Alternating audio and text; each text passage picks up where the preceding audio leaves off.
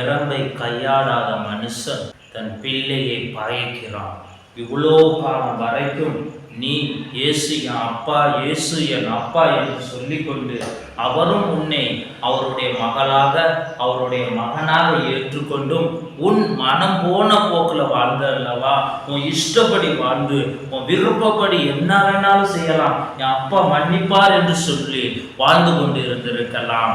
ஆனால் திறமை கையாடாதவன் தன் பிள்ளையை பகைக்கிறான் என்ற வசனத்தின்படி இயேசு உன்னை பகைக்க கூடாது என்பதற்காக அவர் பிறம்பை எடுக்கும் காலம் இது. உன் இஷ்டப்படி வாழ்ந்த காலம் அல்ல, உன் மனபோன போக்கில் வாழ்ந்த காலம் அல்ல இது.